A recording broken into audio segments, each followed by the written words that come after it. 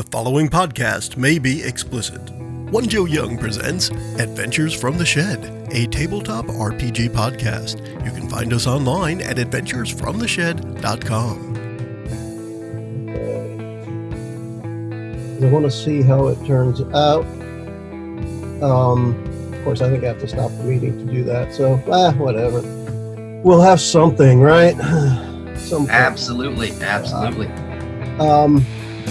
All right, but anyway, we have character sheet, and we can see it, and we can talk about them. And I have each person's up here. It's interesting because Eli, what he sent me a different link, and it came up a different color. Huh. And I'm not quite sure why. Everybody else's was red. Yeah. Well, I take that back. Well, this is gold. Huh. Oh, well. Yeah, I'm not super familiar with the D&D Beyond as far as all the character sheet and building and how all the customization works. I know they're doing a bunch of stuff. They just released the app for it too, which was pretty cool. Yeah, that's what I noticed when I was looking at it. I was messing with it, trying to get the links so I could put in the email. And then when I went to get the link, right on the page it said, there's a player app available, and that note was from, I want to say it was July 4th or 3rd or something like that. So they just released it. Yeah, no, my players in one of my Discord rooms, they're all super excited about it because they're all D&D Beyonders. So, yeah, that's cool. I'm curious, if you make a change on it, if I need to refresh the screen to see that change, can you try? So I did make some changes because I forgot to equip my actual weapons on there, and so I don't think it updated it. Well, I see weapons are on here. Where would they show as equipped? Just go to equipment. Oh, yeah, equipment. I got to click on that. Okay. Let's see here. Yeah, I don't know if they're equipped yet on yours, so I don't know if that means. When did you make the change? It was like the day yesterday or something like that. I think I made them because I realized. Yeah, I just opened this earlier. So. There we go. You can see them now. They're there. Oh, yeah. So refresh. That's it. So same link works then. Excellent. Good. That's what I'd like to do. If I can kind of keep a window open with this on here, that way it works out. Yeah, I will say this. I'm old school. I love pen and paper, but it makes it very nice though. Now that I've been dabbling with it a little bit more, it's pretty handy. All right, I got Eli and Chris joining now. Excellent. And Eli's coming back after my technical difficulties. Hello. So I started, by the way, Jason, I started without having my headphones on. So Eli joined, and I was talking to Eli, and I realized, I'm not going to hear you because my headphones are hanging right here, and I don't have them in. So I put them in, and I'm like, it's still not working. I held up the end of it. I didn't have them plugged into the computer. Because I use wired, and I'm like, oh my gosh. I found it especially funny. Yes. Because in my first meeting with Joe, I was having audio issues. I couldn't hear him. I could hear like a tinny, echoey voice. That. No, that's awesome, yes. And look and check my computer, and wouldn't you know it, my headphone's not plugged in all the way. Yep. I completely forgot about that. That does make it even funnier. I'm sitting here all frustrated because I didn't do it right, and I didn't even remember that. That's awesome. Chris, how are you, man? Pretty good. How's it going? Hi, Chris. Pretty good. Hey. You didn't get a new headset yet? I did. You did? Yeah, I went with Jason's recommendation. Hey. The one you had the boom on it. That's right. This one doesn't. Yeah, I can see them. They got the black ones. Nice. Yeah. Man. How do you like them? They're awesome, man. Thank you. Cool. They're really good. I gotta get my wife a pair now because since we've both been home using them now because she goes to some school. She's like, I like these a lot. I'm just gonna take them. I'm like, no, you can't take them. I still need them. By the way, I have my generic shirt of gaming on. I'm repping Pokemon right now on my shirt. So. I actually have a shirt made by a friend of mine. He made it for an arm wrestler, like professional arm wrestler guy. One of his quotes: "Never fail, always feel good, never fail." So he made like a yin yang thing out of it. Nice. That's awesome. It's not. This is a double elimination tournament. Yeah, it's not over the top or anything. But some of the stuff's kind of. I have a couple of shirts he made for the guy. I guess I think he's Canadian. Devin Laird. I don't know if you ever heard of him. he does like these crazy curls of like 200 pounds, like in one arm, like just to build up the strength for, because everything's shut down now. He's just training like a madman. My buddy's been making shirts for him, and you could buy them on his site. It's kind of fun. I could say like just wow, because that's pretty wow. Yeah. I know a guy that knows a guy. Yeah. The thing is, he only does it in one arm. He's like Popeye on one side, nothing on the other. Right? It's a little crazy. I think his right bicep is a little bit crazier than his. He's still pretty big though. He's like some ex-special forces, like Canadian dudes, and I just does professional arm wrestling. Kind of Very good, eh? Well, you can be ex-special forces, but he probably can't be ex-Canadian, right? Well, no, you can't. You can't help that. I'm sorry. Well, there's some good guys. Like Russian's legally, cool. Yeah. But I also remembered too. I have my D20 hat. Yeah, sweet. Nice. So I can pretend to be cool for a little bit and then stop. Don't stop believing, Joe. All right, I'll try not to. I'll hold on to that feeling. So I'm going to try this share screen thing again. Oh, I got the black cup today, not the white one. Oh, it's not going to blend in with the background. Damn it! I forgot about the green. I came close to wearing a green shirt. I have a Star Trek shirt that's the old series, and it's like if you're familiar with the car repair manuals, it's like the Haynes manual for the bridge of the 1701A. That's awesome. But it's green. That could have been a whole next level DMing if you were just a floating head talking to people. Yes, I thought about that because I actually have another smaller green screen that I could just put around my neck and put in front of me. I don't know. There's so many different ways to mess with that. Turn yourself into I can never remember the name, but the hand and face from Star Trek 64, Star Fox 64, Andros. There it is. Oh, little glowing bits on the hands too. Just you see before you. That would be cool. So I'm going to try this screen sharing thing with the characters. I was doing this a little bit with Jason before you guys got here. The plan was actually to show Eli before I broke my audio. It happens. All right. Now I got to move my dang Zoom window because it puts one in front of the other. And all right. So now I can see you guys. Can you see the character sheet? Yep. Yes. All right. So that one is Bell. And then we have Abraxas, Guardian of the Universe. I don't know if you're familiar with that. What? No? It's Santana's second album. I know that for sure. Okay. You have to go look. It's some Gnostic term for magic or something. I don't know. It's very mysterious. But I always like that name. You have to go look this up now, Chris. Abraxas, Guardian of the Universe. It is a movie from, it was either late 80s, early 90s. It stars Jesse Ventura as Abraxas. So you know it's good. Does it have like an awesome Flash Gordon soundtrack, Abraxas? The movie itself is so bad that the guys from Riff Tracks, which was the guys from Mystery Science Theater, they actually have their version of it on. It's probably better. It's on Amazon Prime, actually, and it's hysterical. Yes. There we go. Yeah, but it's Abraxas. Coming up this weekend. That movie poster, though, rocking some mad New Hope vibes. Oh, did you look it up? Yeah. Oh, cool. I should do that. Yeah, I got to see this. Is it Guardian of the Universe? Guardian of the Universe, 1990. Oh, there's a good one. Oh, yeah. That's not. This is the one I was familiar with. This screen. He's got it's on eBay. He's got the porn mustache and everything. Awesome. That is beautiful. That's a relic. So let's not worry about characters. Let's just watch that. Let's stream that and watch that together here on this instead. We can set up session one another time. Yeah. I'm just gonna be like, hey, my name's Abraxas. Call me Jesse. Call me Jesse.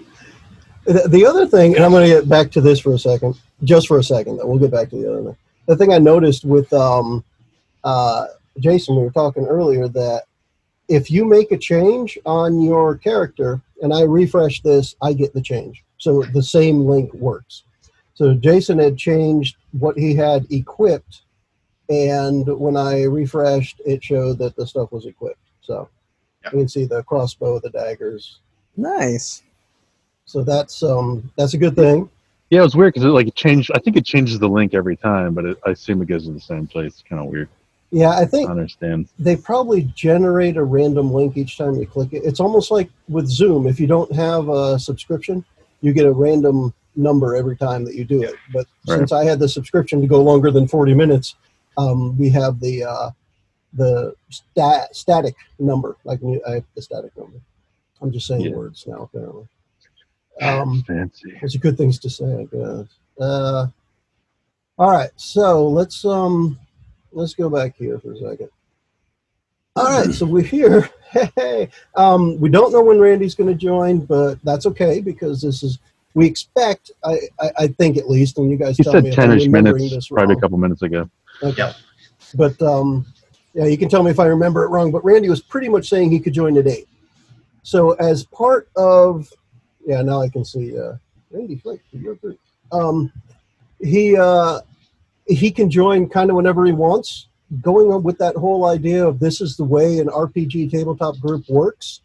Nobody arrives at the same time unless you're carpooling, right? You're going to have people showing up at different times. Same thing with an online meeting, but we can start and finish earlier or later than we originally planned. So I usually schedule this meeting now. I'm going to at least going to start scheduling it. I'm Englishing awesome tonight. You guys just let me know when I can improve. I'm going to have start it, but we're setting it up from 7:30 to 10:30. The realisticality, that part. Whew, we probably won't start at 7:30, and we probably won't end at 10:30. We'll probably start a little later and end a little earlier, but that's okay. It doesn't have to be a strict, tight schedule. You get people there, you show up, you start talking like we have about Abraxas, Guardian of the Universe. And call me Jesse. I will. Mr. Ventura. Spelled like Kyle. Spelled like Kyle? It's actually, but with all eyes. What? No. How's that work? Is your middle name The Body as well?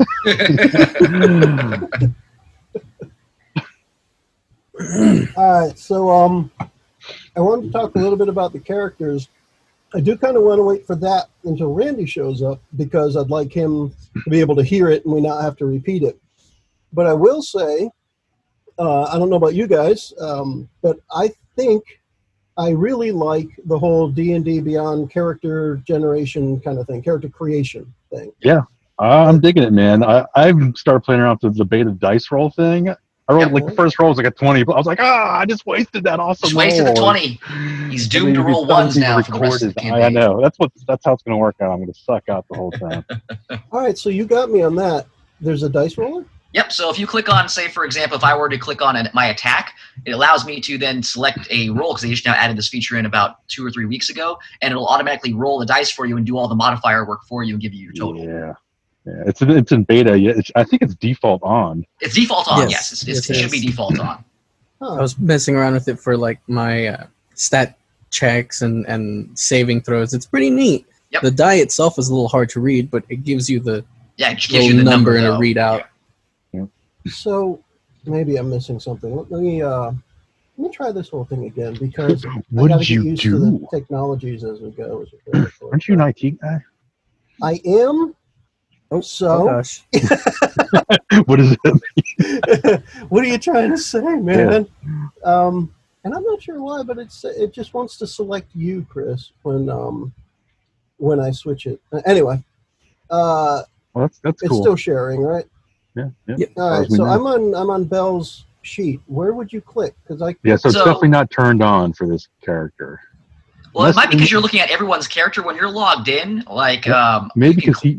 Yeah, I wonder if only like we could see our role. Like, only you can see your roles because you own the character apparently. Okay, that makes sense. Yeah. So Joe, can you go to one Joe of your? Would have to go characters? on a separate window for his own.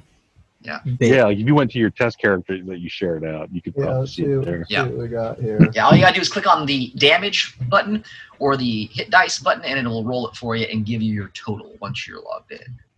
Oh, what's Collections, I think. Collections will take it to your It character. should be under your name, under the Joe Young. It should be under there, and then you can click on My Characters. You guys. Crazy. This is the one I think I finished. I actually messed with 2 of them. Yeah, and then just click on the hit dice box or the damage box under the attack. Yeah, and it'll roll the die for you. And it should roll the dice. There he goes. Oh my god! And then you can do and it'll just line them all up, and you can clear out your list of hits and damages. It's pretty cool. All right, now I'm very curious if now that I'm signed in, if I refresh this page. No, it doesn't. Okay. Yeah, because it's, You don't it would be cool, but that's cool. Yeah. But that makes me wonder, since I think I have it set up so other people can share too. If you just shared a small window and click the die, would we be able to see it? You can try. Maybe not the die rolling because it seems to just throw it anywhere on the screen, but the readout seems to be in the same space. So maybe just a little share screen there. That could be neat. I keep thinking of how are we going to figure out how to do the dice, but if that works, that could be something. Because I like being able to see it. Well, Joe, you can add us to a campaign, right? Like, how does that? Oh gosh, I don't. Because it says I can join a campaign, or you could send me a link to join a campaign. I don't know if you would give more options for things, or one of the other groups that I play with, they have a DM who uses D&D Beyond. I believe they do the campaign share where he has all the stuff, and you can actually interact with it. At the end of the campaign.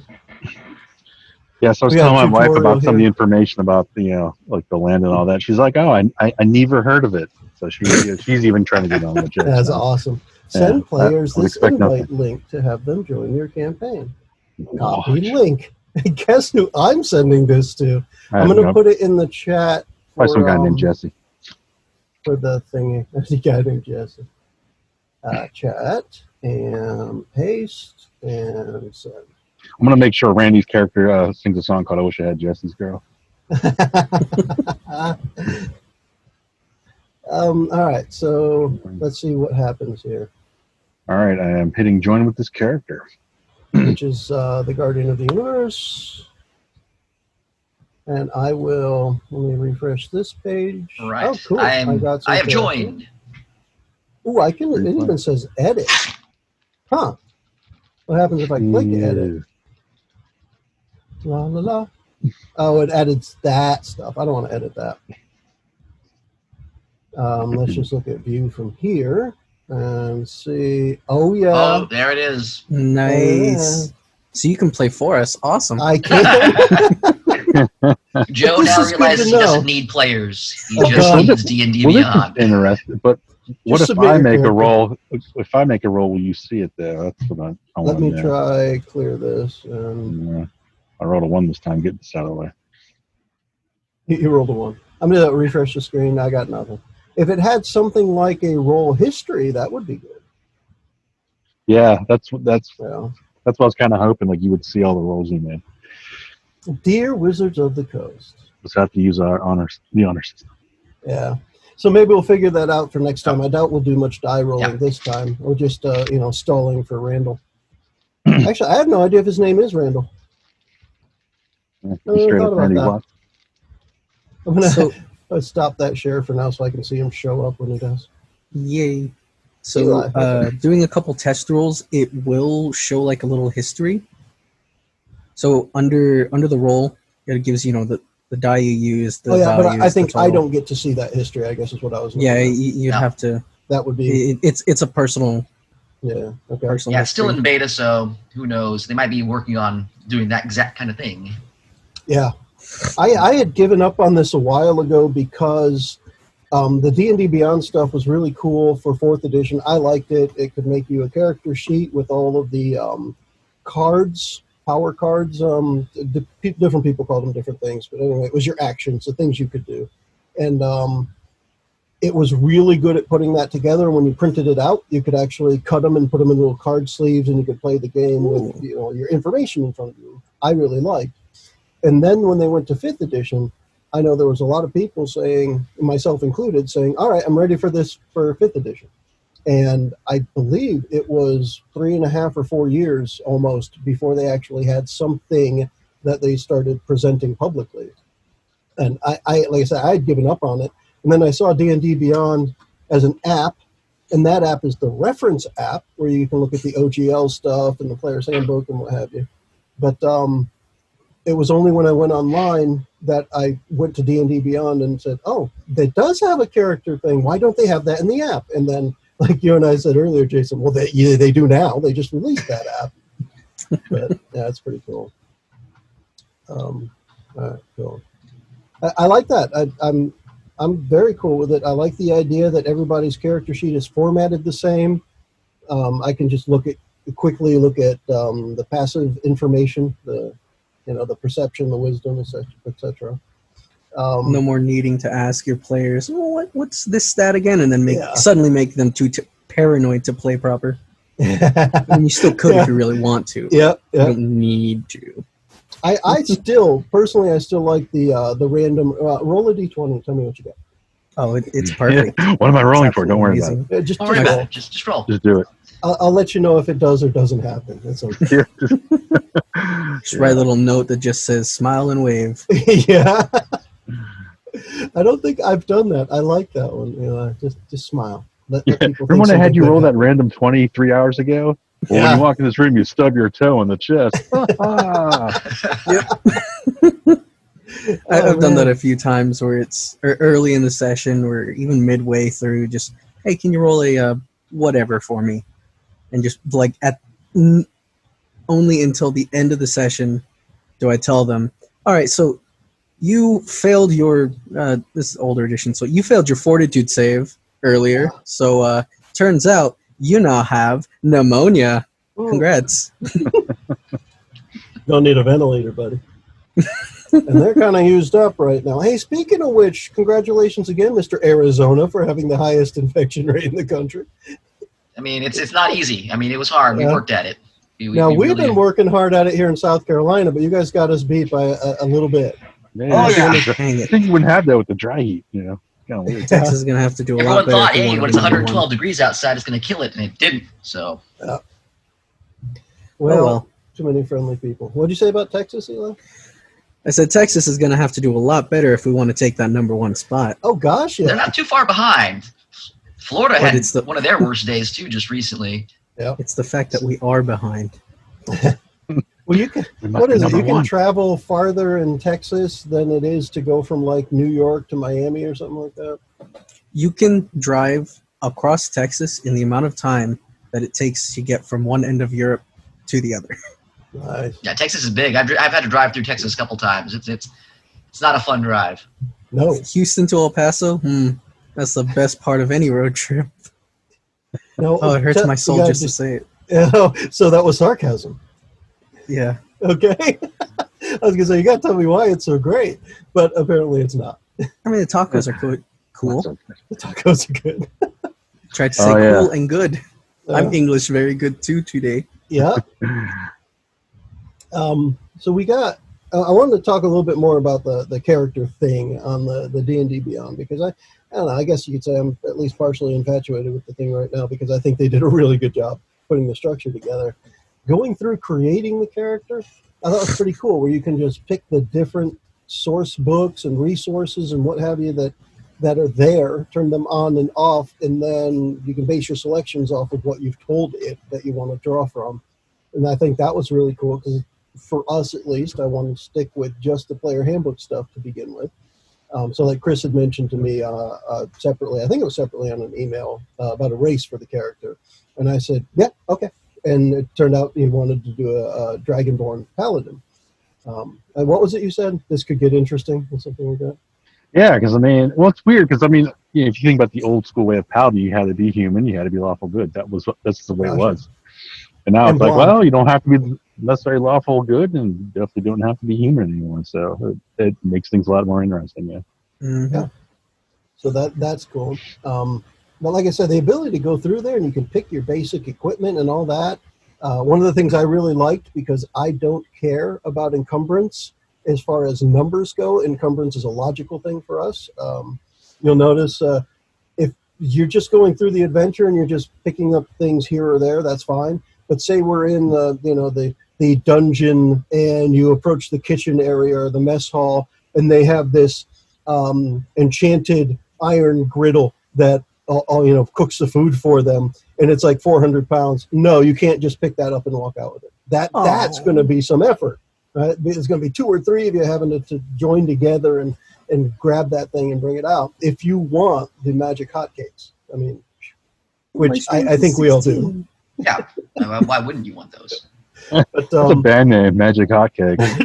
It is now. Man, you get the new Hotcakes I album? think I've listened I mean, to my that last band. name is Waffle, so I mean, it makes sense that I would want the hotcakes. I mean, come on. That's awesome. No, you're The waffle. Magic Hotcakes would be your nemesis, right? No, Exactly. Waffle. True. be Actually, heresy. I take it back. I hate them. I'm killing you over easy. Oh man. So yeah. So the encumbrance thing, like I said, I thought it was really cool. You can just turn that off. Don't care about encumbrance. Well, great. It took me a little bit to get. I'm like, where's this at? I'm like, oh, there it is. Because I clicked through it once completely for a character, so I could get at least enough of a handle on it that if you guys had a question, I could say, I think I know this one. But going through it, you pick the things like the built-in, was it backgrounds? Oh gosh, I can't remember what the other name of it was. You could actually pick traits too. You don't have to, but you could pick traits from. Yeah, I got some of those. Well, you don't have. Stuff. Yeah, that was definitely cool. Yeah. And so I thought it was really nice because, of course, they can make their own content available. It's really nice. They have the character builder right there for you, and it's free. And we were talking about this before. I had a paid subscription to D&D Beyond, or the previous edition of this. I couldn't find a spot here where you can pay for it. Like I couldn't find a spot to subscribe or anything. I'm not sure it's a paid thing anymore. Yeah, you can pay for it. It's basically you pay for the source books. So as you pay for the source books, you get more content you can use inside there. Since we're using only the PHP stuff, that's all free, and you don't need to have anything else. So, but if you wanted to extend the campaign and use something from Eberron or something like that, you would have to have that book in order to be able to use it in your character sheet and everything else. That makes sense because it was a subscription before, and you just had everything available. But yeah, that makes sense that you can just buy the stuff. Has anybody used the reference app or used the website for reference of the player's handbook or rule or anything yet? I have not. No. Because we are going to be doing some referencing as we go, and whether that's somebody with their player's handbook right there and they just want to look it up, or if you've got the PDF or used the D&D Beyond stuff, that would cover most of it. Because as we go, most of the time, if I don't know it, I'm just going to say, does anyone know how this works? Yep. And if somebody wants to just grab their book and open it up, hold the page up to the camera so we can see it. Then we can all read it together. Yeah. Fight for 10 minutes to get it in focus. Yes. Typically, I will not look up a rule. If I don't know it, I depend on somebody else to know it, or we just make it up as we go. But make a ruling. Exactly.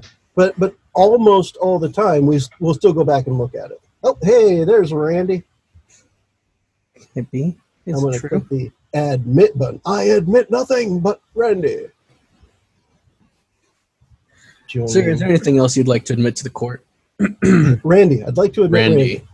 Randy is Exhibit A. Randy. Why make you Randy, baby? There he is. It's connected to audio. Randy connected to audio. Hi, Randy. Hey, guys. Sorry about that. No, that's perfectly all right. We were just talking about you almost the entire time. All good things. All good things. Yeah. We admitted you into the court is what we did last. And you're here now. Welcome. How's your day today so far? Busy. The last couple of days, I got stuck over at work about an hour and a half, and then I came home and quickly made dinner, ate it, held my son while my wife ate, and then quickly came down here and forgot the power went out sometime this weekend, and the computer was down. I was like, oh, this thing's going to take forever.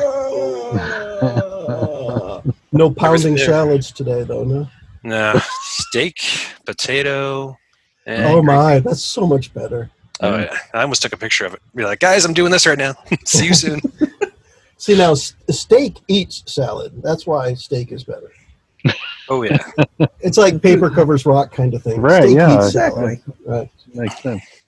I mean, the energy that was in the salad is in that steak. So really and truly, you are eating Technically, you're secondhand salad. So you're good. Secondhand salad. That's also a good band name. That's cool. Is anyone here a vegetarian? I'm just curious. No? That's cool. All right. Is anyone going to play a vegetarian character? Or Speak a vegan now character? or forever hold your beef. Randy! I can be vegetarian. Yeah. It's just, to me, it's an interesting, call it a quirk in the medieval world that, you would avoid the pig roasting over the spit. And it's just funny to me. We were talking, Randy, about the character stuff and the character creator dealing. And I have it open on my other screen here. So I'm going to switch to that so I can share it. And I just want to make sure you can see it too. Let me go back to Zoom. I'm trying to open that as well for my own personal one. There we are.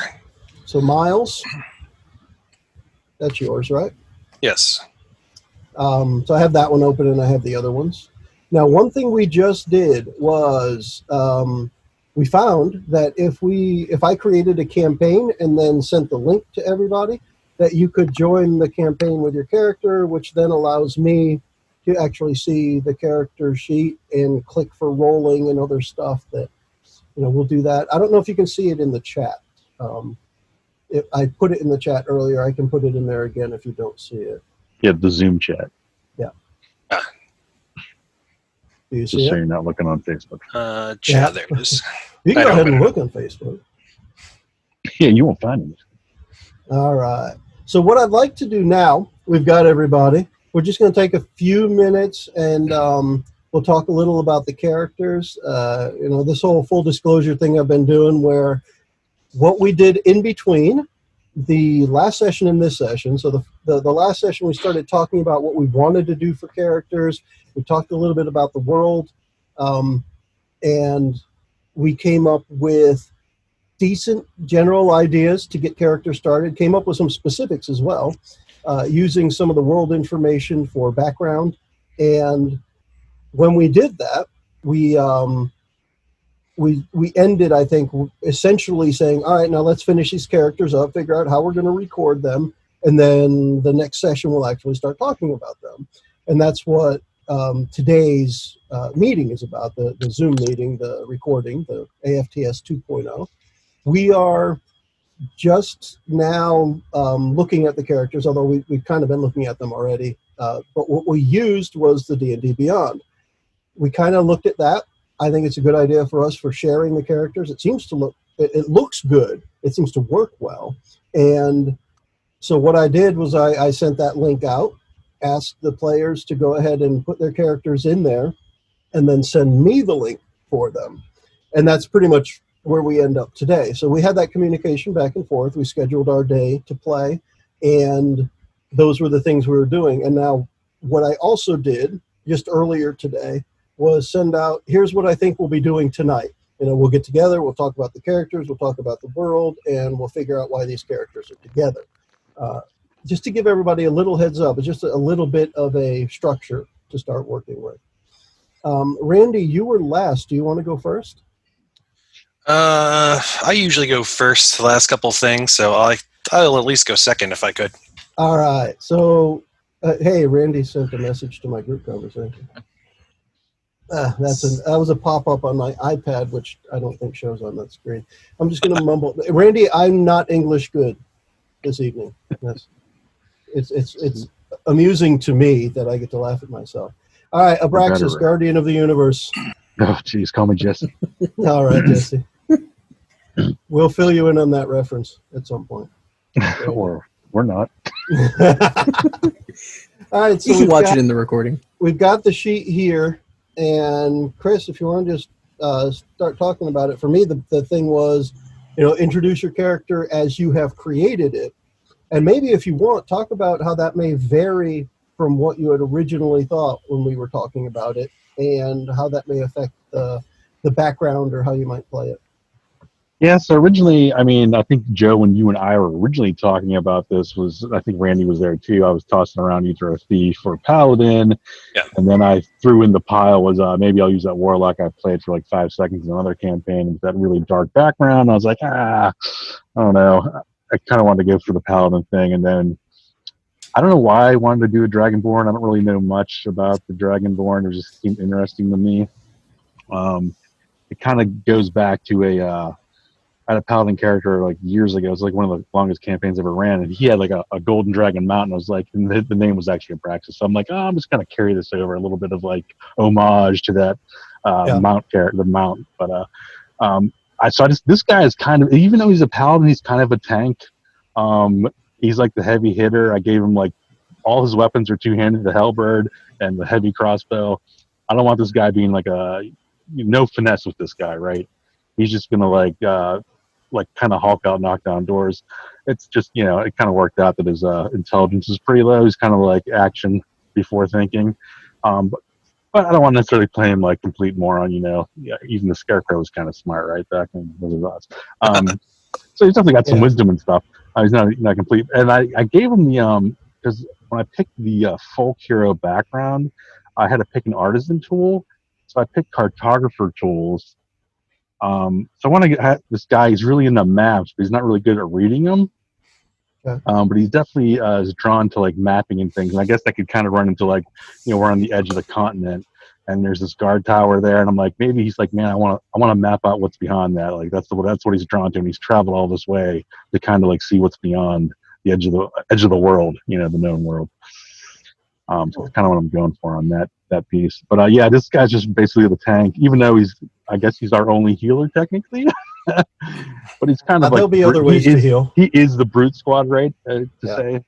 But he's I don't want to complain like complete Hulk smash or clobbering time completely, but he's definitely a man of action.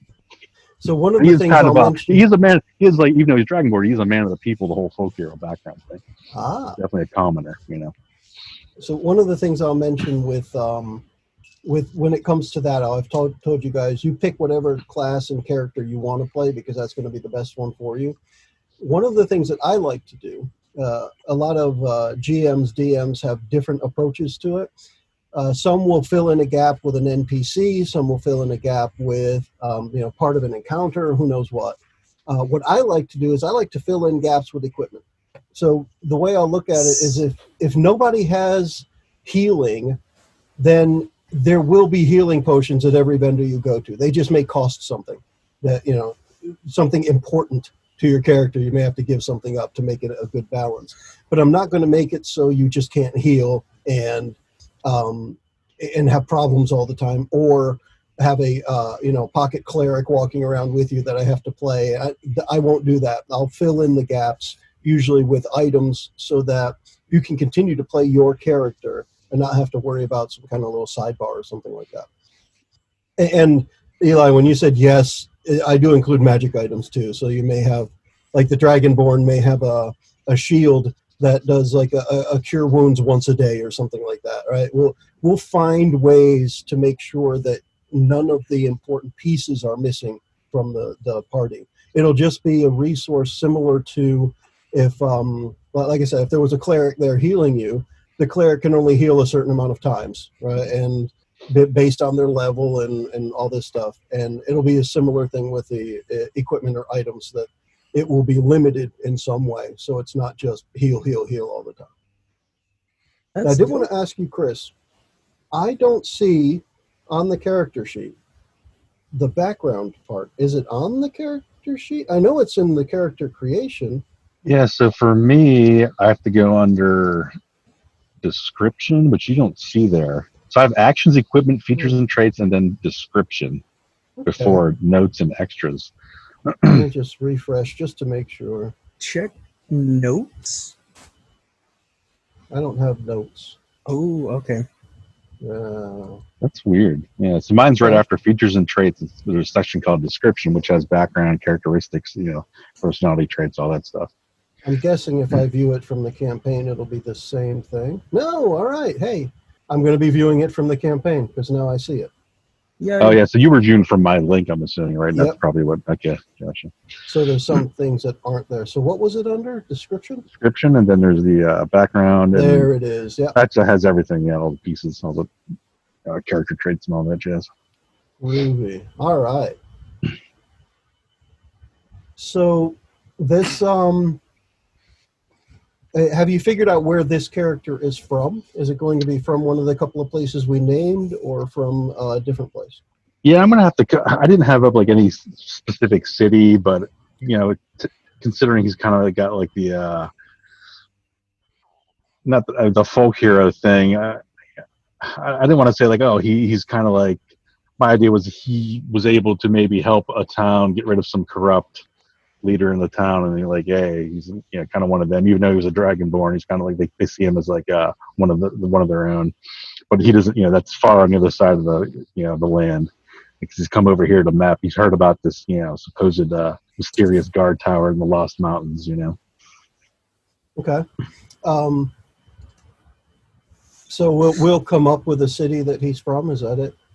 Yeah, or like a small town. I don't want it to be anything big. Okay. I kind of want to. I don't have a definitive idea of his like origin story per se. All right. All right. So let's go. Actually, let me put it this way: does anyone have any questions for Chris about Abraxas? Yeah, I have written down that he was an elf warlock initially. I don't see what the problem is. I mean, can't you read right here? Dragonborn. I identify as the guardian of the universe. We got a Skyrim thing going on where you mutated into like 5 different people before the adventure starts. He's actually multiple personalities for you. No, I like it. I think Abraxas is going to be a beast. I agree. I do have a question about Abraxas.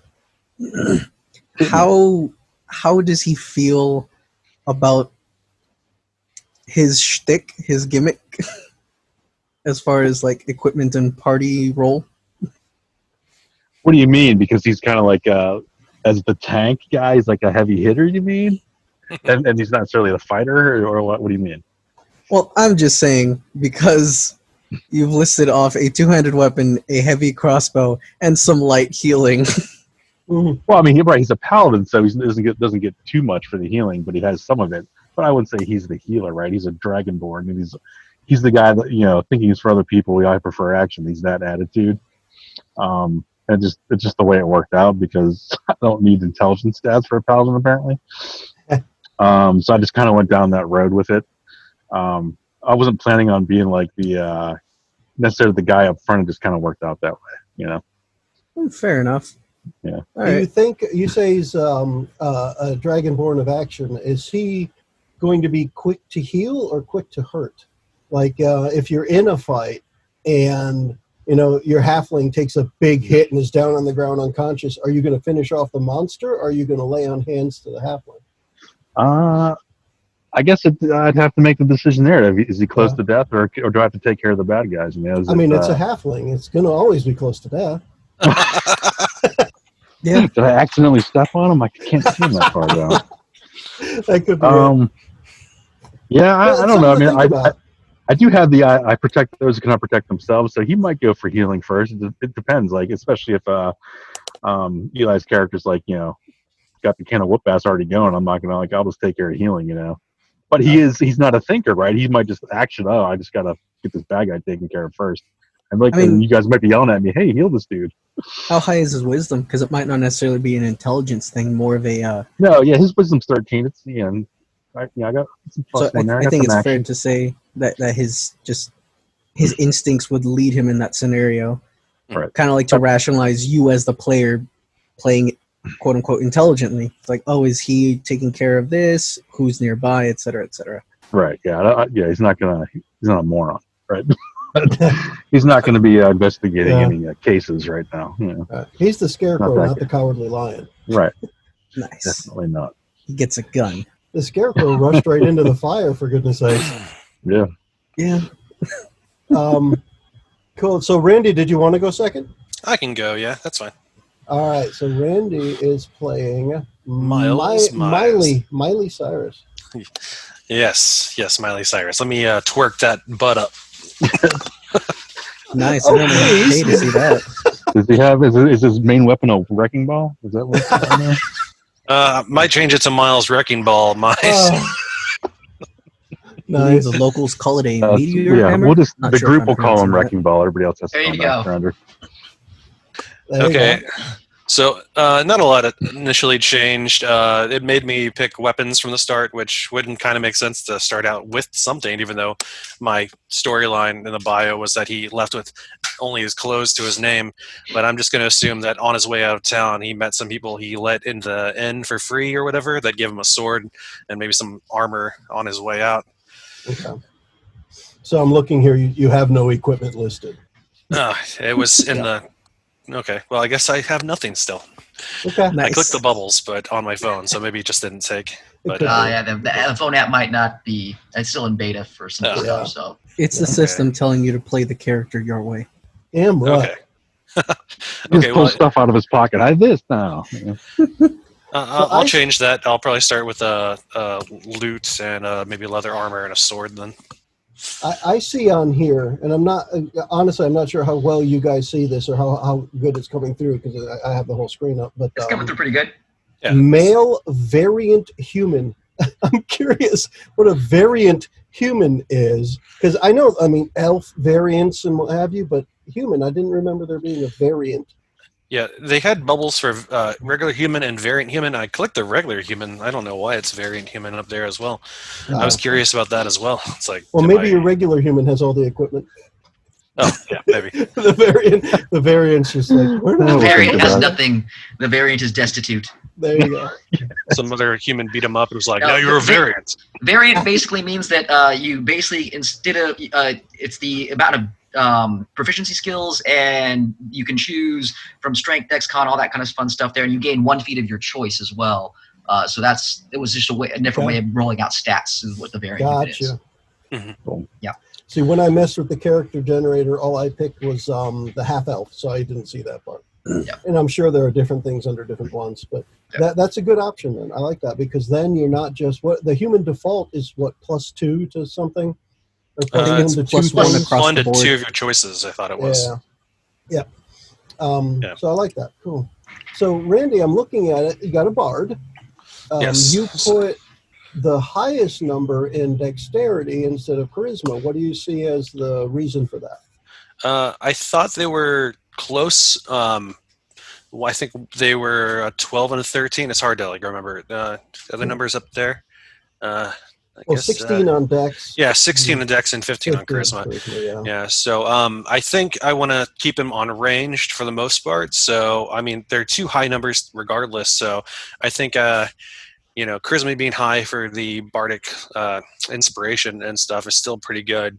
And then being able to get a ranged weapon soon and be able to do damage as well while staying out of the fray would come in handy. So that's why I chose dex as my next highest, or as my highest, sorry. So you don't plan on being a hands-on fighter. It's going to be a range. He's sniping people from the background. I think he'll be able to get in the fray. I think the strength is that's only a 12. I thought I moved that around more. He's gonna come in like a wrecking ball. That's all you gotta know, Joe. Oh my! What he's gonna do is attach an 8 times magnifying scope to his loot. There you go. He's gonna burn you. I don't need a bow if I have 1 loose string on that thing. Yeah. You have to account for man. wind and melody, and then bam, you got it. What's the ambient noise level? Yeah, there you go. Yeah, SPL meter. We're gonna add that to your inventory. You're gonna get a Enchant my loot. That way, I'm shooting fire arrows out of it. Nice.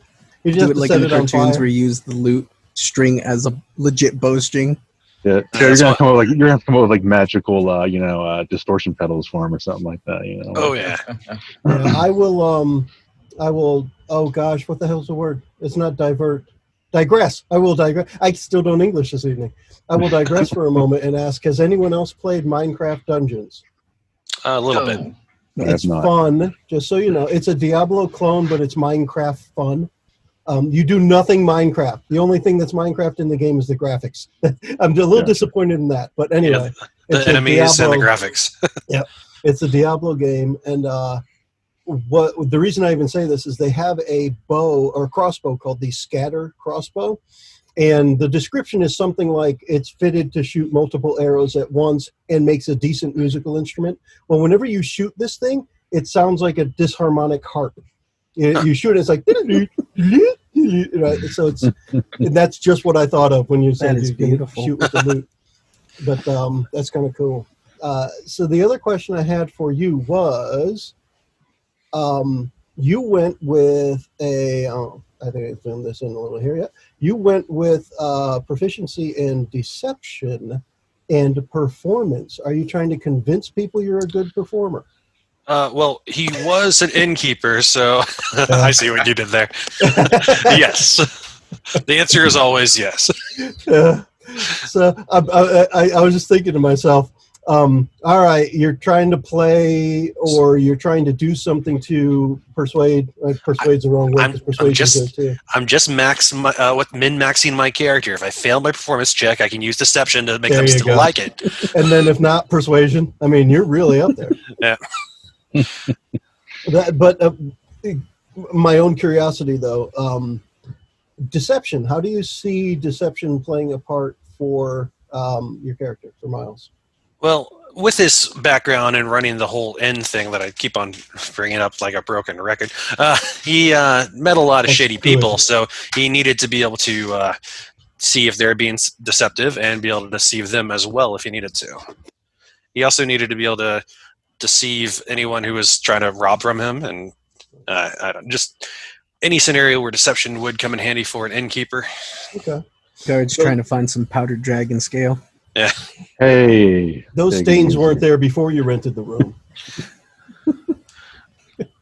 So say sword 10 times. Say most of his rooms were full with people that weren't paying, like what the background was, and the guards wanted someplace to crash. He could deceive them into knowing that the rooms are full, and they would not question him if he succeeded. So his buddies could stay. You did type the background in as ex-innkeeper. That's cool. Yeah. Cool. Does anyone have any questions for Randy's Miles, the wrecking ball axe grinding? Is it Miss or Mise? It's Mise. Mise. I might change it to a Z. That way it makes more sense. Miles, Mise. Yes. Eminem. We don't choose our names. So you're still going off the whole stuff got poisoned, you took the rap kind of thing. I couldn't think of anything else in this amount of time. So. No, that's fine. Yeah. It works for why he left. It can vary while we go too. Right? Your background isn't written in stone until it's said in the game. At that point, then what you say is canon, but anything you've written down and haven't said yet doesn't make as much of a difference as what you're about to say. So if we start and you lie about that, right? If somebody says, "Aren't you the innkeeper who poisoned everything?" and you say, "I don't know who you're talking about," well, we can get into deception right away, right? But that'll be completely up to you how you handle it, and that's why, for me at least, with the backstories, with the backgrounds, we talked about them last time, and I have what everyone submitted to me, but I haven't made any notes of my own on those because I wanted to see the characters get fleshed out and to see if you guys wanted to change any of that. So I didn't make any commitments based on what we had already shared about them. Cool. All right. Who's next? Awesome. I'll take next. Eli. Erethmus Siegfried. Erethmus Siegfried. Is his brother named Roy? Yeah, someone was going to do however, my favorite character to play is a rogue named Roy. He's nice. Batshit crazy. Talks to inanimate objects, and they talk back. All right. He gets the good loot that way. At least that's what he thinks. No, the worst part is everyone else can hear it talk back but him. He has to have a translator. Excuse me, do you speak chair? Stewardess, I speak chair. Well played. Is anybody a carpenter? That's awesome. But yeah, I saw what you did. This is Erethmus Siegfried. He's a character I've had for a long time in many different forms. Started in D&D 3.5, and then I took him to a live-action role-playing game that I used to be a part of, and that was fun. That took the character in some pretty weird places. That's neat. I decided to change it up a bit in this iteration too, mostly in the fact that he now has a family. Nice. Yeah, his original backstory, as it's often the case in adventures, his family died in a house fire, and I have nowhere to go. So no. This time he does have a family, and that's why he's doing all this. This is the one with the magically inclined kid? Yes. Yeah. Now, is this a family that he's had, or since he had a wild background, is this a family that he just learned of and now is trying to change his ways? Oh no, this iteration of Siegfried is completely separate from the other ones. I want to take him somewhere completely new that I haven't done, because the old one was like he was the leader, he was the spokesperson, he was the calm before the storm, that kind of dude. This one's more laid back, more family focused. Oh, so we're looking at this. You did pick fighter. Yes. Strength is up there. Dexterity is up there too. And I'm curious about that. Is this on purpose? Well, obviously it's on purpose. What's the reason for dexterity also being high? Mechanically or like RP wise, roleplay wise? Yes. Okay. Well, mechanically, I don't want to fail my dex saves. Yeah. Roleplay wise, the background that I have for him, I took the soldier background, but I have it written that he was a bodyguard for a nobleman's son, and in that profession, you have to be fast. You have to be quick to act. You can't slip up for a second or be too late. Okay. So it's just kind of something he's trained himself to be faster, more dexterous, more nimble. So far, what I'm noticing as a trend is I'm going to have to make you guys do intelligence saves. Yes, on that. So, as I'm fine with that. as Chris pointed out earlier, turns out I don't need intelligence for anything. It's crazy how that works out. I do actually have a rationale for that. He's not stupid. He's not an idiot. It's not even hard for him to learn things. He has a lot of trouble reading and writing. He doesn't. It doesn't connect in his mind that a symbol means a certain thing. What about when you're walking down the street and there's a big wooden sign that has a mug with froth coming over the top? He knows that means he can go drink there, or does he not really? Yeah, care? he would at least understand. Oh, cup. All right, drink. So symbolism is important, but actual like character, letters, numbers, that's not so important. Right. If he needed to relay a message to somebody, he would be essentially drawing in like Egyptian hieroglyphs. Just Nice. When he finds his name, he just puts the X down. It's Conan-esque. What? As Conan could not read in the animated. Ren and Stimpy. Now I see it. Okay. I saw the Ren and Stimpy stomach blurry for a moment. Oh, dude. Oh, those awesome. All my shirts are dorky little things, and I love it. Those are the best ones. I've had the same wardrobe for 2 years, and half of it is black T-shirts. All my shorts have dorky. Hey, nothing wrong with that. Yeah. So I'll make myself funny. Eli, you got up there with armor class for a level 1. 18 is pretty good. Yes. Do you expect to have to defend yourself a lot? Yes. His one of the flaws that he has, I believe it's still on there. It's one I wrote in custom. I fear that my inexperience will get those around me killed, so I overextend myself to make up for it. Okay. Because while he has been a bodyguard, he hasn't been like exposed to the wilds or large scale combat. Those aren't settings and environments that he's familiar with. So he's taken equipment that's going to give him the best edge he can. He knows how to use a shield. He knows how to use his armor. It's just not been a big thing in his life.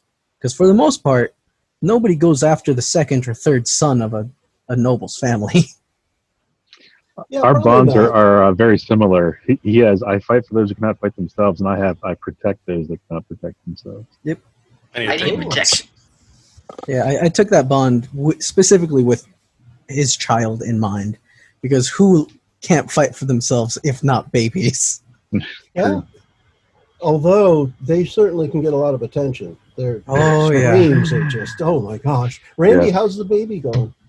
He's doing great. So far, so good. Knock on wood for now. I had to ask because I was just talking about baby screaming, and I haven't heard yours. So that's good. Big house. All right. Yeah. What do you want? Nice. The what was it? The neighbor. You're in the neighbor's house or something like that. Rented hamster, whatever. Oh yeah. The jokes we Hamster had was last the time. Yeah. Yeah. So Yeah, they're in home right now. Shh. I did have another point I was going to make when we talked about the intelligence thing. So passive intelligence or investigation, that one is low. And what I think, I haven't clicked to look yet, but what I think is that Belle is going to have a little bit of intelligence. If not, this is going to be, Yeah, with investigation, that's probably the thing, right? Yeah. My investigation is when the way I view it is perception is you're noticing something without trying to notice it. Investigation is you're following clues to see where they lead. Oh no. Yeah, and that's the way I look at it. So perception is just like you hear that noise, you notice the rustling in the leaves, whatever it may be, and then investigation is I know there should be footprints here somewhere. I'm going to look for them, and I see footprints. Now I'm going to follow them and see where they lead. Anyway, that's the difference for me. Does anybody have any questions for Eli about Erethmus? What's your kid's name, unless you want to save that for a reveal? Oh, it's something that he would be willing to admit in conversation immediately. Leonard. Okay. Leonard Siegfried. Was the nobleman? Was that from the city of Malagar? Was it that big city near us, or someplace else? That was the big city, yeah. So Malagar is the big city that's near us. However, I didn't want to be from Malagar. I haven't really thought up of where to be from, but He went there for the universities, right? Was trying to get his kid enrolled. Colleges. so That's right. for personal business, he would have been there to look into the colleges. For professional business, he would have been there escorting his charge, making sure business deals go fine and whatever. So he's familiar with Malagar, but he's definitely not from there. Okay, yeah, so it's not that noble family. All right, cool. Right. Right. I can't remember if we were going to, it's all up to you, but I can't remember if we were going to say you were related in some way or not. I thought that may have been part of the previous conversation. And again, it doesn't necessarily matter, and it is up to you. It's not canon yet. Right. The related, I don't remember any talk about people being related, but I do remember talk about Siegfried or Erethmus interacting with Belle. Yep, I messed up your tuition. That's Talked right. about that. Yeah, I work here. I'm pretty sure that you're the reason that I think that I have to get 15,000 gold pieces just for my child to get enrolled. So it's going to be a long adventure, and it's all your fault. That's fine. Well, I don't know. With this character generator, you can just go in and type 15,000, right? That's true, yeah. I mean, right It's now, funny. but I mean, in my experience, if I were to do that, the DM could say, hey, look, there's been a sudden rich person tax. If you have 15,000 gold coins, you've got to give it all up. The cutoff is 14,999, just so you know you're safe right up until, and then bam, it hits you. Although I'm Dragonborn, shouldn't I have kind of a dragon hoard of treasure somehow, like a small Oh gosh, hoard, perhaps? you have the world's largest pocket lint collection. Oh, different colors. Well, Dragon that's scale. up to you. It's not even lint, right? It's like dragon scale, Nice. whatever, just pieces. Like old scrapings or something. It's like a foil ball, but it's gold dragon scale. It's pretty cool. Do Dragonborn shed like lizards? I would imagine they would a little bit. I'm molting. You think he's laying there sleeping, and it's just his previous skin. He's off somewhere. Sorry, how I guys, ambush- it's that's just how I a little ambush dry people. out here. Got him again. Tricked you. So, Eli, I saw stupidity on your shirt. I didn't see what was underneath it Oh, because you just moved along. stupidity is not a crime, so you're free to go. Nice. Nice. Everyone's shirt game is strong today. Everyone's shirt game is very strong. I haven't seen yours yet, Jason. Mine is Pokemon. It's Squirtle. Oh, yes. All right. Dude, that is awesome. Squirtle! And his whole line are my absolute favorites. Portal. Oh, he's the best Gen 1 starter. Best starter. Undoubtedly. Bulbasaur is for No. Bulbasaur. So, No, you are not right. You have been shot down. Although I actually go get my Charmander shirt. there you go. I actually did a Squirtle greaser, like 1950s greaser cosplay at a convention I went to last year. It was a lot of fun. Oh, hell yeah. You got the big old shades and everything? I couldn't get them as big as I wanted to, unfortunately. They only came out like to here instead of like the big ones that I couldn't find any that big. So the other thing I just thought of when you mentioned the cosplay and the convention, you mentioned LARP earlier. As a side note for anyone who's interested, on the Adventures from the Shed Facebook page, there is a video that has previous cast member JJ and Chris. JJ brought over some of his LARPing foam swords, and there's a video of them in my backyard beating each other up. And Hey, Chris, that's That is fun. awesome. I will the look funny into that. part is JJ was very well skilled in the rules of LARPing.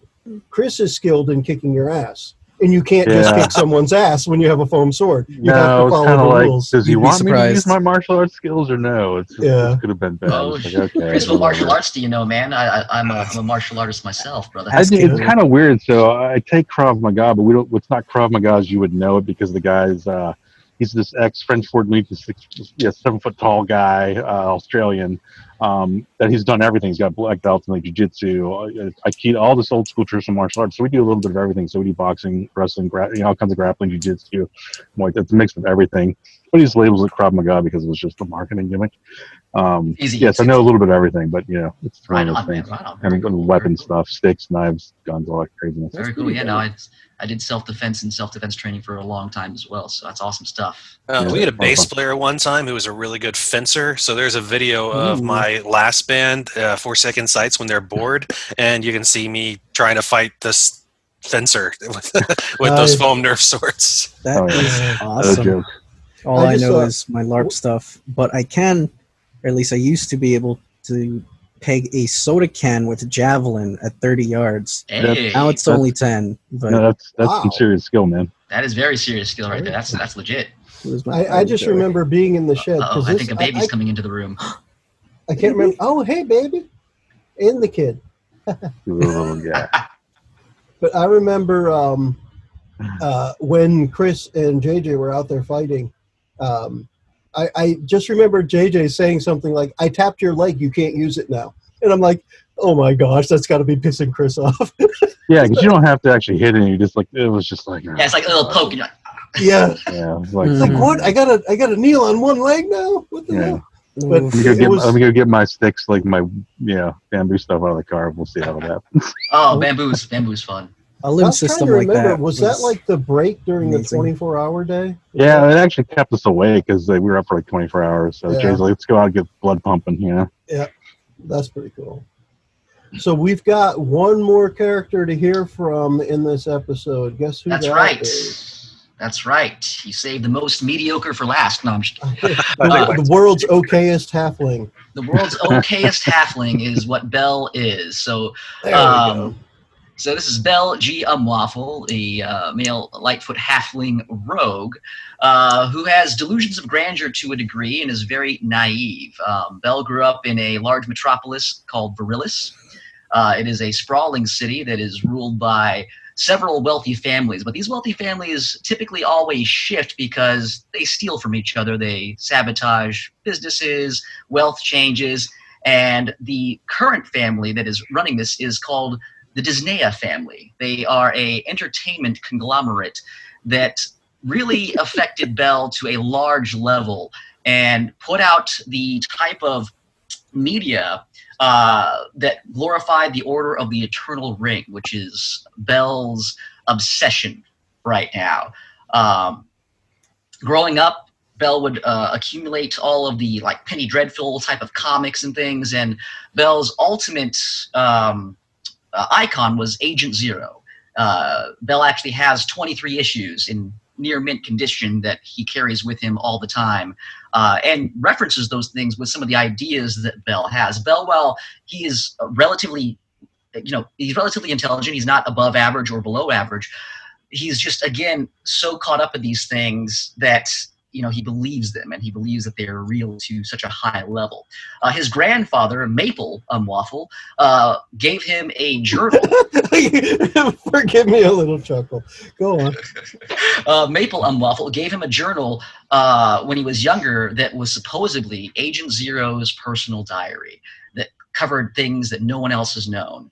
So over the course of his life, because again, Bell came from a traditional halfling family. They lived in the city. They were lower middle class, so Bell was never really poor, but never really had, a lot of wealth, but was never hungry to a large level. So, very, very modest living. And they were tailors. His father's name was Waffle, and his mother was Honey Waffle. And what was his father's name again? Butter Waffle. Butter. So if his grandfather was Maple, was his grandmother Pecan? She can be, yes, absolutely. Pecan Waffle. Let me interrupt for another second. I'm sorry. Go ahead. Agent Zero. So you know what? Let me, just for kicks, the whole exposition thing. Let me. Is it going to let me drag this? Son of a biscuit. Hold on a second. If I press that and that, what happens? Damn it. All right. I was going to share my notes, and for whatever reason, it is not moving over to the second screen. Let's do, what if I do that? Yeah, you might have to stop share and then reshare on the new screen you want it to be on. Well, I think what the problem is that I have the browser filling the screen. But yeah. The reason I was going to ask, or the thing I was going to ask, is that the Agent Zero, is this the same one who rooted out the corruption in Malagar? Yes. Okay. Yes. I did, because I was tidying up my note for that, yeah. And I just wanted to make sure. So go ahead. Yeah, absolutely. So over the course of time, growing up, Bell is, again, 22, now at adult halfling age, and is out going off trying to gain enough fame, trying to gain enough agency to join this order that he vehemently believes is real. And he is following the footsteps of the comic books that he has, of the journal that he has, and really going around and generally helping a lot of people that he can in his own method, even though he's never really been asked to help, and he gets in the way sometimes. But that's why he's off on a journey right now. He's made his way far out west to Malagar and moving into Ket, and has met some people. He has, again, tried to help where he could help. He has, again, several fake IDs and things, because that's what Agent Zero would have. He had several identities and all that kind of fun stuff. So he's, proficient with like a disguise kit, a forgery kit. That's how he's been going around and operating for this chunk of time, and as where we come in to meet him. Cool. This is still not, oh, please. I gotta figure out computers. I really don't. I don't know anything. You know what? I will do the stopping the sharing and share it again. Yeah, I wonder if you have to choose to share multiple monitors. For me, I have Ring Central, which is powered through Zoom. Oh, forgive my dog. Somebody came up to my door. That's okay. You have to hamster. Stop sharing and reshare another screen. This is, but the tricky part here is, I dragged it, and now I'm not finding it.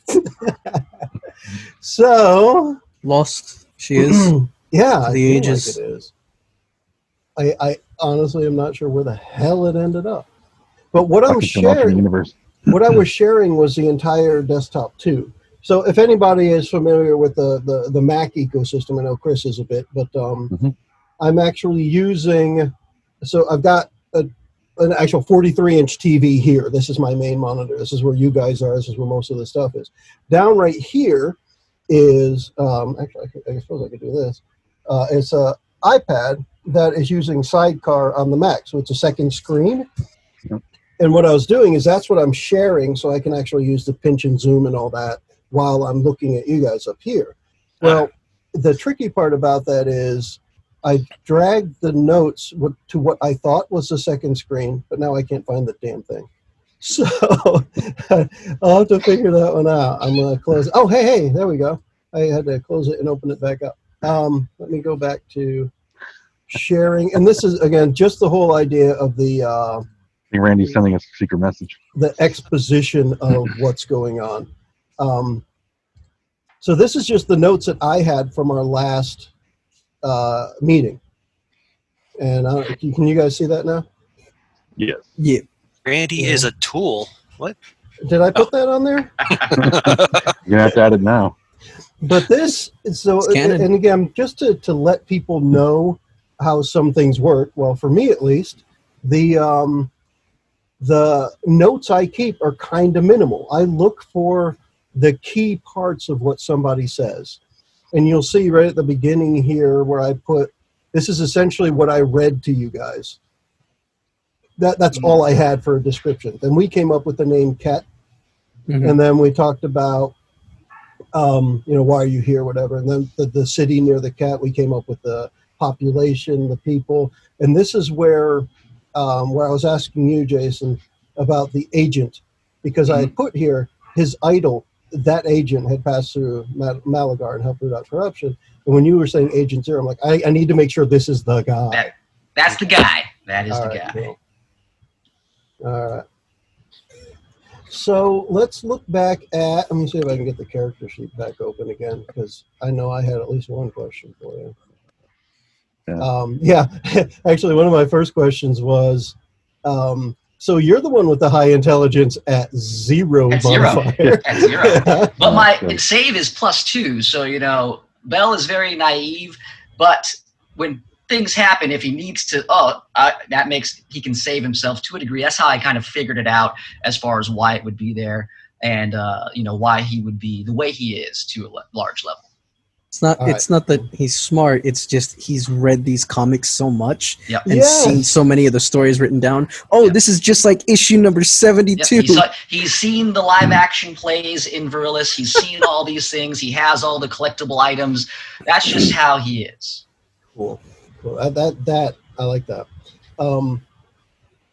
So low strength. I think he's the only one with a not positive modifier for strength. Yeah. So where do you see Agent 00.5 when it comes to battle? What's he going to be doing? Well, it depends on the battle because learning from what he's learned from Agent Zero, Agent Zero would be able to evaluate and attack. If it had to be something of running in there and delivering that blow, he would do it. If he had to, again, try to talk his way out of a fight, that would be also an option. If he had to blend in, Agent Zero is one of his sayings is, hide in plain sight to a degree. And, that's how he operates. So I feel that Bell will get into some pickles potentially, depending on how he evaluates the situations. But Bell also is smart enough that he might just jump behind, the two tanks and try to direct things maybe a little bit. But as far as combat goes, he is very, very investigative. He's very, very, I will fight when I need to, but he's going to try to use that charm that he feels he has and his ability to read situations to make the best kind of outcome. So with the high dexterity, you have a couple of daggers. Are they? Do you plan on throwing them? Is he going to be throwing? Yeah. You still got the short bow as well, but so how do you see thrown daggers in D&D? Because I'm curious, because I always look at them in different ways from what the book says. Yeah, so for dagger throwing, it's kind of situational for me, but if it's something that's you're trying to take out somebody very stealthily with a quick throw, I might, as a DM, I might change the modifiers of the rules a little bit so that if it hits, it hits. Because that's one thing in D&D that I think that it lacks is, if you want to try to go and sneak up on someone and choke them out, there's really no mechanic for it that really works that I've seen in games at least. Because you choke him out, that's 1 hit point, that's 2 hit points. He has 10 left. All right, let's get it going right there. So it really depends on the situation, I would imagine. And, for me, I leave it to the DM's discretion, whoever's running it, to see, how you want to go about throwing them. Because, I'll play however. whatever fits the system. All right, I like to hear that. One of the things I do like to do, by the way, if you said you're sneaking up behind someone to choke them out, typically what I'll do then is say, all right, what you're about to attempt is a difficulty check against something. Let's figure out how you were doing this. Was it smartly? Was it fast? Are you grabbing them so hard that they get choked out? Are we going to use strength? Whatever it is. And then I put a difficulty on that. Yep. And then we'll roll against that. And if you're successful, you choke that thing out. That guy out. Yep. Just that simple. It's not, you don't have to do damage. You don't have to roll, whatever, an attack, whatever it is. It is, your action is to choke someone out, not to go into initiative and start combat. Right? Mm-hmm. And that's how I'll treat it, because it's not, excellent. For me at least, that's not a combat thing. Yeah. That is totally separate. It's an action or a little achievement unlocked kind of thing. You need to get this special set of criteria in order to make it happen. I like it. Randy, she's quiet, or no, you're not muted. She's just, he's just being very quiet. He's got his he's got little hiccups. Red prisoner uniform on. I like it. I'm just a big Waldo fan. And I did see the hiccups there. That's funny. I think babies with hiccups are hysterical. When my girls were babies and they had hiccups, I would just laugh at them the whole time. Yeah, my daughter still does it. That would be a bad idea. Yeah, yeah, indeed. Cool. So I see Jason's character has intimidation +5. Got this short little half thing being intimidating, which I think is amazing, because my intimidation is very high. I kind of almost work like a tag team, like bad cop, worst cop, almost like I'm this big intimidating guy, and and then I bring him in as back for worse. I bring in the little guy to make it worse. Absolutely, I think that would be hilarious. Like hilarious dynamic. Being able to successfully interrogate or intimidate somebody is an agent's, one of the things that makes them who they are, being able to do those kind of things. So I put it in there because I think that could be some fun role play, and I think it's something that Bell would definitely have done, practice being the art of intimidation, even though he is a halfling who's 2 feet 11 inches tall and weighs about 32 pounds. Yeah, I think the partnership, that would be an interesting dynamic between the 7 foot tall dragonborn guy and the 2.5 foot tall half. That would be amazing. Got to work that out somehow. Yeah, I like that. Yeah. What about the sleight of hand and stealth? It sounds like this is a burglar. Well, for me, sleight of hand necessarily isn't just stealing things, but it can. For me, stealth is the ability for you to go unseen, that hide in plain sight kind of thing, where he can, be an agent, be suave, be able to move through places, get past a guard who's by a door secretly without causing any notice and things. That's why I also picked performance, because I have a feeling that, Bell would also be someone who would try to intimidate or impersonate somebody, like, Mission Impossible-esque style with a disguise kit, being able to go in there and be like, that's right, I am this person, hello, and, being to put on that performance and, be able to play that part, which is, what these agents that, he's read about in these grand tales have done, and have infiltrated, high societies, have infiltrated cults and things like that, and have, done their work for those kind of things. So that's why I picked those two. Investigation, even though he is trying to be like a spy and a sleuth, he's just not super good at it yet. He is just not great at it yet. Barely agents, man. Yeah, kind of. I'm picking up some mad Now You See Me vibes from this build.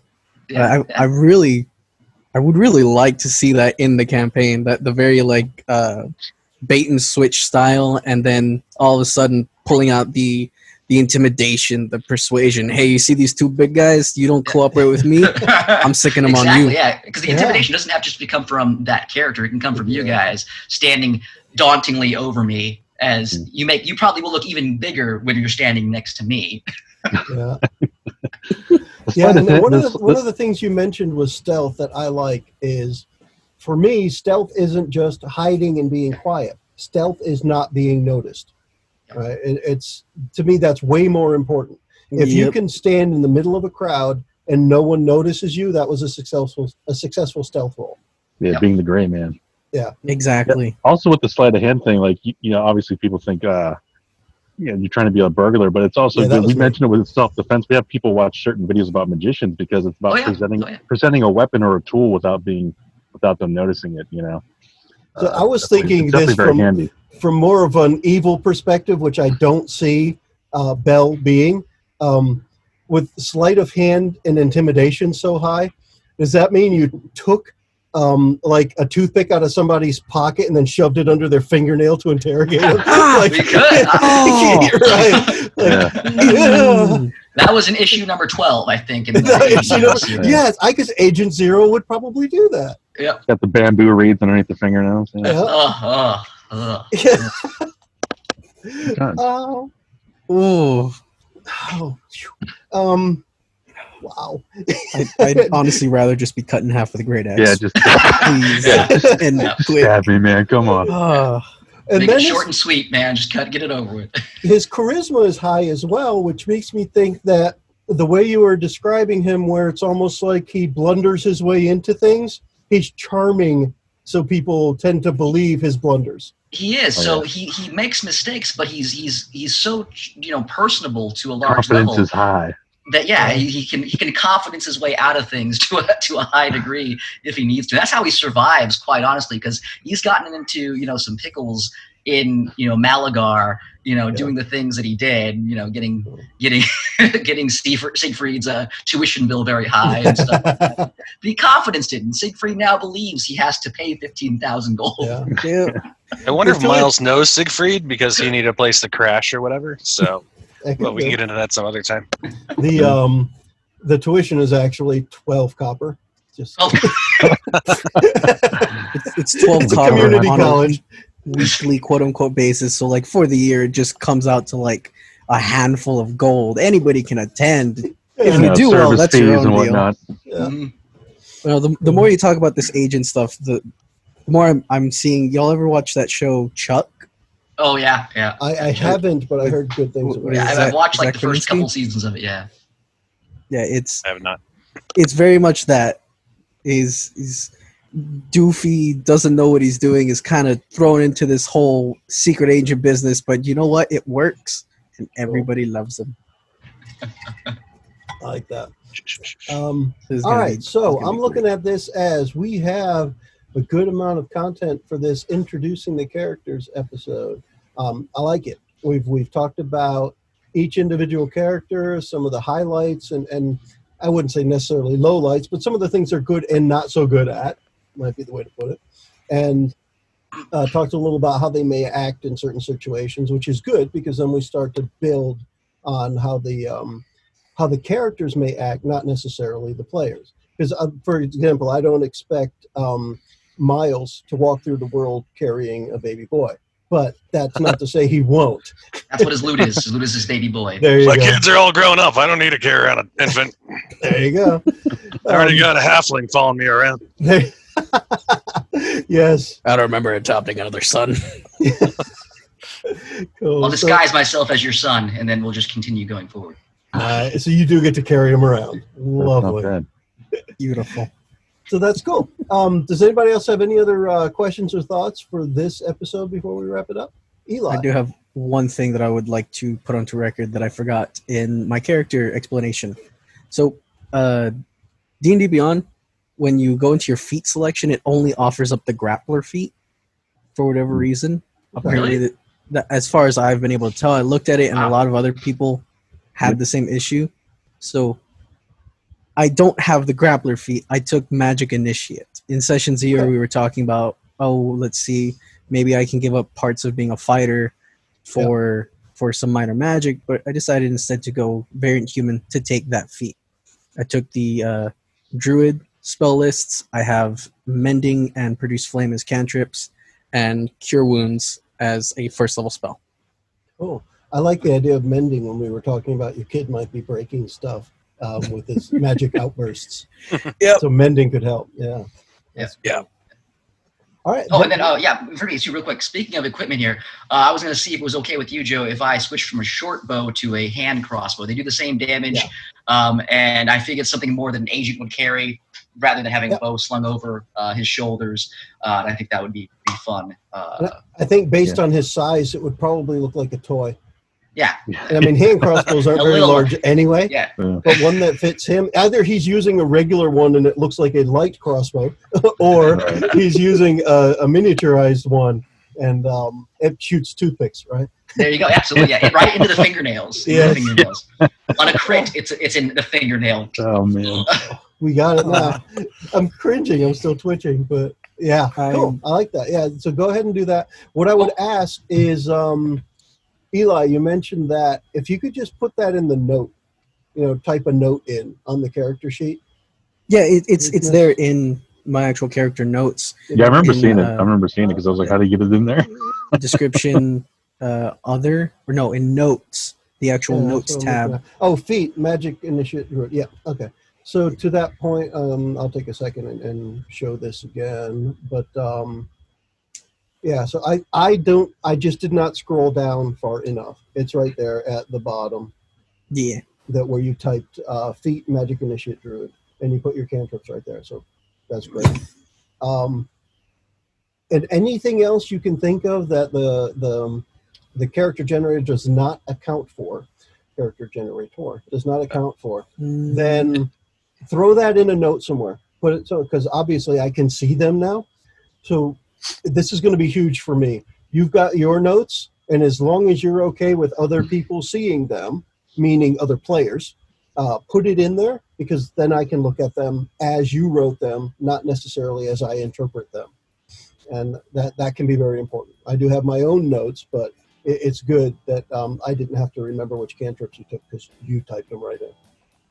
Huge bonus. Yeah. All Any right. secret notes will just go onto the computer itself, not onto the sheet. All right, cool. And you can send those to me if you like. Absolutely. And speaking of, when we talk about the technology thing again, last thing before we wrap up, remember in the Zoom chat, there's a way to send a chat to just one person. The thing is, if they don't see that little pop-up, just let them know. I sent you a chat. And then we can all wonder what the heck it was about, because that's cool intrigue. Smile and wave, boys. Yeah, there you go. But on that, we'll wrap up this episode of Adventures from the Shed. And I can click this button to stop sharing, and we can see each other again. Hey, Yeah. and we can all. Hey! And now that we can see each other, we can all say Bye-bye, Tell me, Jesse. baby. Until next time. The preceding podcast was brought to you by One Joe Young. You can find us online at adventuresfromtheshed.com.